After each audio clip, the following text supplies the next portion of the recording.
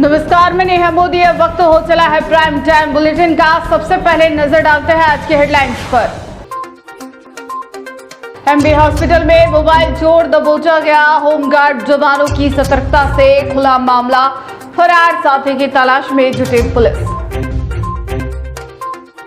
गौवंश को जलाने के आरोप के बाद फैला आक्रोश, प्रदर्शनकारियों ने एकलिंगपुरा बलीचा हाईवे किया जाम, गोवर्धन विलास थाना पुलिस जुटी जांच में। फायर एनओसी के बिना नहीं चलेगा कोई प्रतिष्ठान, नगर निगम ने लगातार दूसरे दिन की बड़ी कार्रवाई। अब तक 3 होटल, 1 रेस्टोरेंट और कोचिंग संस्थान को किया सीज। अब खबरें विस्तार से। उदयपुर के महाराणा भूपाल चिकित्सालय में ड्यूटी पर तैनात होमगार्ड जवानों की सतर्कता से एक संदिग्ध युवक को मोबाइल चोरी के आरोप में पकड़ लिया गया। तलाशी के दौरान उसके पास से 3 मोबाइल फोन और 2000 रुपए नगद बरामद हुए, जबकि उसका एक साथी मौके से फरार हो गया। आरोपी को आगे की कार्रवाई के लिए हाथीपोल थाना पुलिस को सुपुर्द कर दिया गया है। पुलिस पूरे मामले की जांच में जुटी है।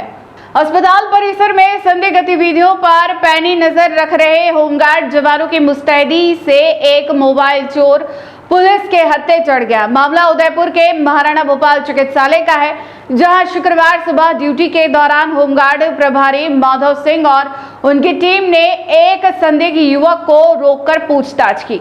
पूछताछ के दौरान युवक की गतिविधियां संदिग्ध लगने पर उसकी तलाशी ली गई। तलाशी में उसके कब्जे से 3 मोबाइल फोन और 2000 रुपए नगद बरामद हुए। इसी दौरान उसके साथ मौजूद एक अन्य युवक मौका पाकर फरार हो गया। होमगार्ड जवानों ने पकड़े गए आरोपी को तत्काल हाथीपोल थाना पुलिस को सुपुर्द कर दिया। पुलिस पूछताछ में आरोपी की पहचान सोमाराम निवासी जसवंतगढ़ के रूप में हुई है।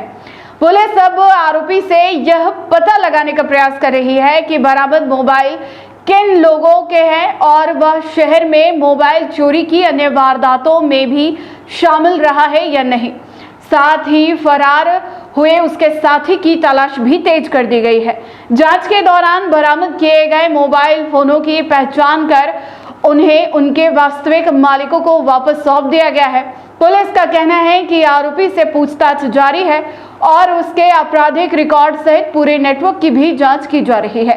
वहीं अस्पताल में तैनात होमगार्ड जवानों की सतर्कता की सराहना की जा रही है, जिनकी मुस्तैदी से चोरी की वारदात का समय रहते खुलासा हो सका। कहाँ से आया, कहाँ से? मोबाइल की चोरी, मोबाइल कितने मोबाइल चोरी करे? अरे कुछ नहीं किया। 3 मोबाइल कहाँ से निकले तेरे पास? अरे वो उनको दिए थे ना, वो मेरे पास थे आदमी। कौन है, किसके मोबाइल है? वो क्या पता, वो मेरे आपका मोबाइल चोरी हुआ? कहाँ से चोरी हुआ? प्रोमो सेंटर से। अच्छा, क्या नाम है आपका? कहाँ रहते हो? बेकरिया से थोड़ा आगे। अच्छा, बेकरिया रहते हो। अच्छा, कितने बजे चोरी हुआ आपको? लगभग ठीक है। उदयपुर में एक गौवंश को कथित रूप से जलाने की घटना के बाद लोगों में भारी आक्रोश देखने को मिला। इसको लेकर बड़ी संख्या में लोग एकलिंगपुरा बलीचा हाईवे पर एकत्र हो गए और सड़क जाम कर दी। सूचना मिलते ही गोवर्धन विलास थाना पुलिस मौके पर पहुंची और स्थिति को नियंत्रित करने का प्रयास किया। फिलहाल पुलिस पूरे मामले की जांच कर रही है और दोषियों की पहचान में जुटी हुई है। शुक्रवार को उदयपुर के गोवर्धन विलास थाना क्षेत्र स्थित एकलिंगपुरा बलीचा हाईवे पर उस समय तनावपूर्ण की स्थिति बन गई, जब एक गौवंश को कथित रूप से जलाए जाने की सूचना सामने आई। घटना की जानकारी फैलते ही बड़ी संख्या में लोग मौके पर पहुंच गए और विरोध प्रदर्शन शुरू कर दिया। प्रत्यक्षदर्शियों के अनुसार लोगों ने घटना पर गहरा आक्रोश जताते हुए दोषियों की शीघ्र गिरफ्तारी की मांग की। विरोध के दौरान प्रदर्शनकारियों ने एकलिंगपुरा बलीचा हाईवे पर जाम लगा दिया, जिससे कुछ समय के लिए यातायात प्रभावित रहा। हाईवे पर लोगों की भीड़ बढ़ने से क्षेत्र में तनाव का माहौल बन गया। घटना की सूचना मिलते ही गोवर्धन विलास थाना अधिकारी पुलिस जाब्ते के साथ मौके पर पहुंचे। पुलिस ने प्रदर्शन कर रहे लोगों से बातचीत कर उन्हें शांत कराने का प्रयास किया और कानून व्यवस्था बनाए रखने के लिए अतिरिक्त सुरक्षा व्यवस्था भी की गई। पुलिस अधिकारियों ने मौके का निरीक्षण किया और पूरे घटनाक्रम की जानकारी जुटाई। फिलहाल पुलिस इस बात की जांच कर रही है कि गौवंश को जलाने की घटना किन परिस्थितियों में हुई और इसके पीछे कौन लोग जिम्मेदार हैं। आसपास के क्षेत्र से साक्ष्य जुटाए जा रहे हैं और संबंधित लोगों से पूछताछ भी की जा रही है। पुलिस का कहना है कि मामले की निष्पक्ष जांच की जा रही है। जांच में जो भी तथ्य सामने आएंगे उनके आधार पर संबंधित लोगों के खिलाफ नियमानुसार कानूनी कार्रवाई की जाएगी। फिलहाल क्षेत्र में स्थिति पुलिस की निगरानी में सामान्य बनी हुई है।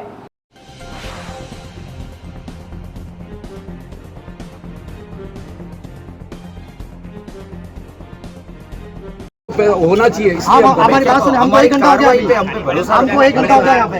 आप तो कौन सी पार्टी का एक भी पदाधिकारी यहाँ पे? देखो, आप मुझे बताओ, वो पार्टी वही वोट लेने आती है। आज कहाँ है? उस मामले में मैं आपको क्या कहूँ, हम तो कार्रवाई की गारंटी देते हैं और 100% करेंगे। प्लीज आपसे सबसे विनती है। उदयपुर में अग्नि सुरक्षा नियमों की अनदेखी करने वाले व्यावसायिक प्रतिष्ठानों पर नगर निगम का शिकंजा लगातार कसता जा रहा है। निगम आयुक्त अभिषेक खन्ना के निर्देश पर अग्निशमन विभाग ने लगातार दूसरे दिन बड़ी कार्रवाई करते हुए 3 होटल, 1 रेस्टोरेंट और 1 कोचिंग संस्थान को सीज कर दिया। निगम ने स्पष्ट किया कि फायर एनओसी के बिना अब शहर में किसी भी व्यावसायिक प्रतिष्ठान को संचालित नहीं होने दिया जाएगा।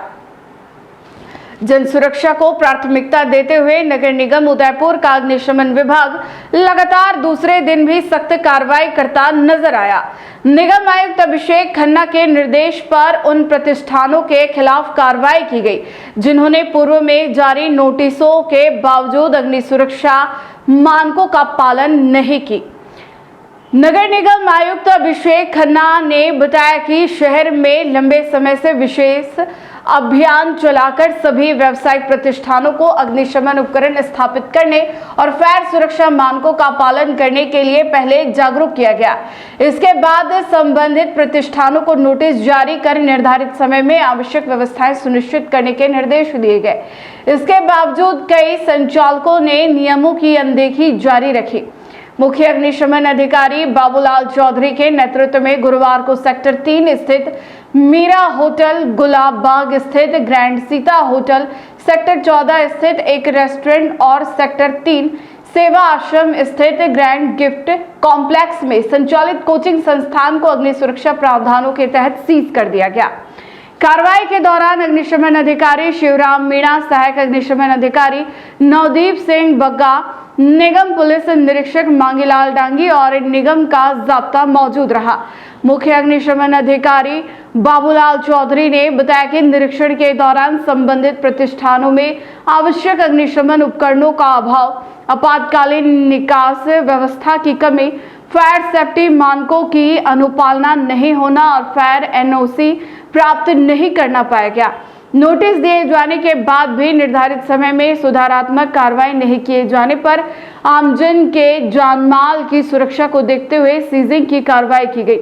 निगम आयुक्त अभिषेक खन्ना ने स्पष्ट किया कि फायर एनओसी के बिना शहर में एक भी व्यावसायिक प्रतिष्ठान संचालित नहीं होने दिया जाएगा। उन्होंने कहा कि जन सुरक्षा से जुड़े मामलों में किसी भी प्रकार की लापरवाही बर्दाश्त नहीं की जाएगी और नियमों की अवहेलना करने वालों के खिलाफ कार्रवाई लगातार जारी रहेगी।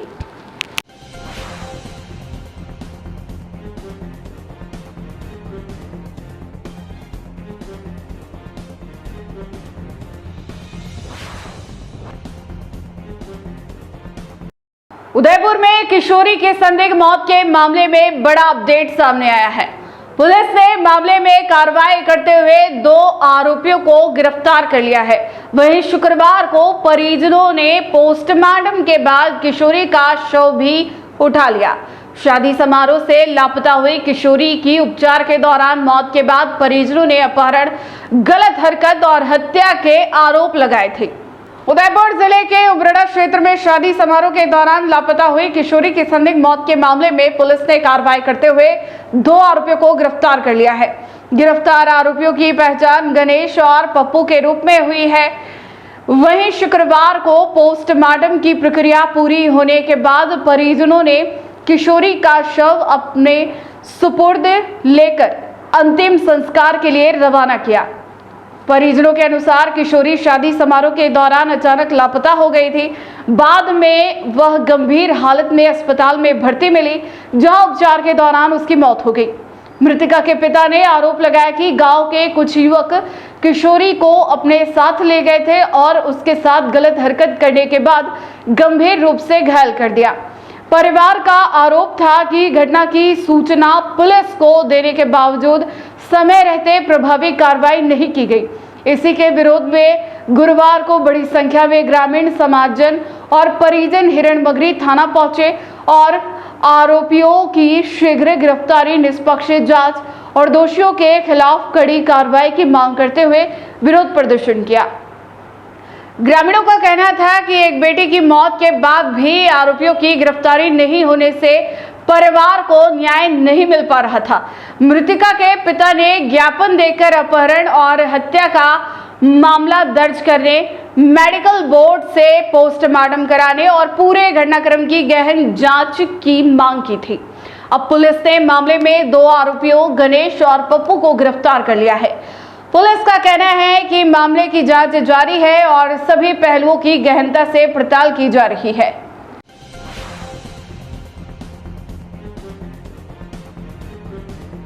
मेरा नाम देवीलाल है, लड़की का मैं बड़ा पिताजी हूँ। तो हमारी लड़की का जो भी हुआ 21 तारीख को हुआ था। उसके बाद हम थोड़े परेशान हुए थे प्रशासन की वजह से, यहाँ वहाँ घूमे। फिर कल जाके आप मीडिया का भी सहयोग मिला हम लोगों को और आपकी और हमारे सब लोगों की वजह से प्रशासन ने कल हमारी सुनवाई की है। और आज हमारी जो रिपोर्ट है दुष्कर्म की और मारपीट की, आज रिपोर्ट ली गई है। उस रिपोर्ट के आधार से आज हम संतुष्ट हैं और बॉडी को आज उठा के ले जा रहे हैं और दाह संस्कार आज हम करेंगे। मैं बैरूलाल मीणा, पूर्व सरपंच उमड़ा। जो कल जो हमारे बच्ची वंशिका की जो बारे में जो घटनाक्रम हुई थी, कल हमने बॉडी नहीं उठाई। हमें ये संदेह था कि इसके साथ दुष्कर्म हुआ है। उस संबंध में प्रशासन आश्वस्त हो गया कि हम ऊपर स्तरीय कार्रवाई करेंगे, इसलिए आज हम बॉडी उठा रहे हैं। आगे के लिए कार्रवाई जारी है और मुलजिम गिरफ्तार हो सके और आगे के लिए उनको तुरंत नहीं होती तुरंत गिरफ्तार किया जाए। ये घटना है 21 तारीख की, जो आज हमारे प्रशासन से बात हुई। जो कानूनी प्रक्रिया है और उसके साथ दुष्कर्म हुआ वो भी आज रिपोर्ट ले ली और एफआईआर दर्ज होने के बाद में हम संतुष्ट हैं। हम बॉडी लेके जा रहे हैं। उदयपुर से गुजर रही 2 धार्मिक यात्राओं ने इंसानियत और सांप्रदायिक सौहार्द की ऐसी मिसाल पेश की है जो हर किसी का दिल जीत रही है। गुजरात के विमल बिलाड़ बाबा खाटू श्याम के दर्शन के लिए पैदल यात्रा पर निकले हैं, जबकि शेख अब्दुल कादिर अजमेर शरीफ की दरगाह की ओर बढ़ रहे हैं। अलग अलग धर्मों से जुड़े होने के बावजूद दोनों अब एक ही रास्ते के साथी बनकर समाज को भाईचारे का संदेश दे रहे हैं। आस्था की राह भले ही अलग अलग हो, लेकिन इंसानियत का रास्ता हमेशा लोगों को एक दूसरे से जोड़ देता है। उदयपुर से गुजर रही 2 धार्मिक यात्राओं में कुछ ऐसा ही देखने को मिला, जहां 2 अलग अलग धर्मों के यात्री एक दूसरे के हमसफर बन गए। गुजरात निवासी विमल बिलाड़ बाबा खाटू श्याम के दर्शन के लिए पैदल यात्रा कर रहे हैं, जबकि शेख अब्दुल कादिर अजमेर शरीफ में ख्वाजा गरीब नवाज की दरगाह पर हाजिरी देने जा रहे हैं। दोनों की मंजिल अलग है, लेकिन सफर अब एक साथ तय हो रहा है। दोनों की मुलाकात गुजरात के प्रसिद्ध धार्मिक स्थल शामलाजी में हुई। उस समय विमल बिलाड़ मुश्किल परिस्थितियों से गुजर रहे थे। यात्रा के दौरान उनका सामान चोरी हो गया था, जिससे उनके सामने आगे की यात्रा पूरी करने की चुनौती खड़ी हो गई। ऐसे समय में शेख अब्दुल कादिर ने बिना किसी पहचान या परिचय के मदद का हाथ बढ़ाया। उन्होंने विमल का हौसला बढ़ाया और जरूरत के समय हर संभव सहयोग किया। इस घटना के बाद दोनों ने साथ यात्रा करने का निर्णय लिया। अब रास्ते में जहां विमल बिलाड़ बाबा खाटू श्याम के जयकारे लगाते, वहीं शेख अब्दुल कादिर ख्वाजा गरीब नवाज के प्रति अपनी आस्था व्यक्त करते हैं। दोनों एक दूसरे की धार्मिक भावनाओं का सम्मान करते हुए प्रेम और भाईचारे के साथ यात्रा पूरी कर रहे हैं। रास्ते में मिलने वाले लोग भी इस अनोखी दोस्ती से प्रभावित हो रहे हैं। कई स्थानों पर स्थानीय नागरिक उनका स्वागत कर रहे हैं, उनके साथ तस्वीरें खिंचवा रहे हैं और उनकी कहानी को सांप्रदायिक सौहार्द की मिसाल बता रहे हैं। दोनों यात्रियों का कहना है कि धर्म अलग अलग हो सकते हैं, लेकिन इंसानियत सबसे बड़ा धर्म है। उनका मानना है कि यदि समाज में लोग एक दूसरे की मदद करें, प्रेम और सम्मान के साथ रहे, तो कई सामाजिक दूरियां अपने आप समाप्त हो जाएंगी। आज के दौर में यह अनोखा सफर एक सकारात्मक संदेश देता है कि आस्था के रास्ते भले अलग हो, लेकिन इंसानियत की मंजिल हमेशा एक ही होती है। मेरा नाम शेख अब्दुल कादिर है। मैं नवसारी जलालपुर तालुका नड़ोद मरोली गांव में रहता हूं और ख्वाजा गरीब नवाज जा रहा हूं पैदल। और रास्ते में सफ़र करते हुए भाई मुझे साम्राज्य पर मिले, तो वहाँ से इनके साथ इनका भी सफ़र वही जगह पे है, वही रास्ता है, तो हम साथ ही चल रहे हैं। अच्छा, आप बताइए किस तरीके से इनसे मुलाकात हुई, कहाँ जा रहे हैं, किस तरीके की यात्रा है? मैं गुजरात में बिलाड़ में रहता हूँ वापस से आके, और मेरे को 4 तारीख को निकला था, तो मेरे को ये भैया साम्राज्य में मिले। तो वहाँ मैंने इनको पूछा कि आप कहाँ जा रहे हो, तो बोले मेरे को अजमेर जाना दरगाह। तो मैं बोला मेरे को भी वहीं खाटू श्याम जी जाना है। तो बोला चलो साथ में चलते हैं, क्योंकि ठीक है चलते हैं अपन। वहीं से दोनों साथ में यहाँ तक पहुँचे। कैसी यात्रा कैसी रह रही है आप दोनों की? बहुत अच्छा है। कितना मजा आ रहा है दोनों को साथ में? दोनों अच्छा लगा। उदयपुर जिले की झाडौल थाना पुलिस ने नाबालिग के अपहरण और दुष्कर्म के मामले में बड़ी कार्रवाई करते हुए 5,000 रुपए के इनामी आरोपी को गिरफ्तार कर लिया है।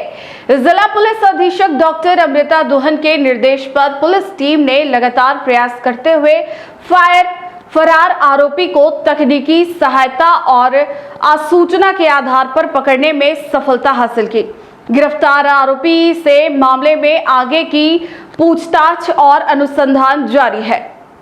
करीब 1.5 महीने से फरार चल रहे नाबालिग के अपहरण और दुष्कर्म के आरोपी को आखिरकार झाडौल थाना पुलिस ने गिरफ्तार कर लिया। पुलिस के अनुसार 13 मई को पीड़िता अपने परिजनों के साथ थाने पहुंची और रिपोर्ट दर्ज कराई थी। शिकायत में बताया गया कि 10 मई की रात वह परिजनों के साथ एक शादी समारोह में शामिल होने आई थी। इसी दौरान सामान लेने जाते समय आरोपी जितेंद्र उर्फ जीतू ने अंधेरे का फायदा उठाकर उसका मुंह दबाया और सुनसान स्थान पर ले जाकर उसके साथ दुष्कर्म किया। पीड़िता की रिपोर्ट पर झाडौल थाना पुलिस ने भारतीय न्याय संहिता 2023 और पॉक्सो एक्ट की विभिन्न धाराओं में मामला दर्ज कर जांच शुरू की। घटना की गंभीरता को देखते हुए जिला पुलिस अधीक्षक डॉक्टर अमृता दोहन ने आरोपी की शीघ्र गिरफ्तारी के निर्देश दिए। अतिरिक्त पुलिस अधीक्षक खेरवाड़ा अंजना सुखवाल और वृत्ताधिकारी विवेक सिंह के सुपरविजन में थानाधिकारी फेलीराम मीणा के नेतृत्व में विशेष टीम का गठन किया गया। पुलिस टीम ने लगातार आसूचना संकलित की और तकनीकी सहायता का उपयोग करते हुए 5,000 रुपए के इनामी वांछित आरोपी जितेंद्र उर्फ जीतू को डिटेन कर पूछताछ के बाद गिरफ्तार कर लिया। पुलिस के अनुसार गिरफ्तार आरोपी से मामले में गहन पूछताछ की जा रही है और अनुसंधान जारी है। कार्रवाई में थानाधिकारी फेलीराम Meena, constable Balkrishna, constable Subhash Chand, constable Laxmilal, constable Umesh Kumar और साइबर सेल उदयपुर के हेड कांस्टेबल कुलदीप सिंह की महत्वपूर्ण भूमिका रही।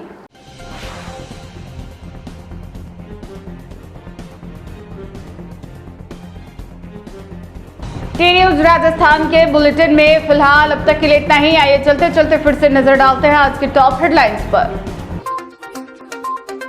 एमबी हॉस्पिटल में मोबाइल चोर दबोचा गया, होमगार्ड जवानों की सतर्कता से खुला मामला, फरार साथी की तलाश में जुटी पुलिस। गौवंश को जलाने के आरोप के बाद फैला आक्रोश, प्रदर्शनकारियों ने एकलिंगपुरा बलीजा हाईवे किया जाम, गोवर्धन विलास थाना पुलिस जुटी जांच में। फायर एनओसी के बिना नहीं चलेगा कोई प्रतिष्ठान, नगर निगम ने लगातार दूसरे दिन की बड़ी कार्रवाई, अब तक 3 होटल, 1 रेस्टोरेंट और कोचिंग संस्थान को किया सीज। आज के बुलेटिन में इतना ही। अब दीजिए इजाजत नेहा मोदी को। ऐसे ही तमाम बड़ी खबरें देखने के लिए बने रहिए टी न्यूज राजस्थान के साथ। नमस्कार।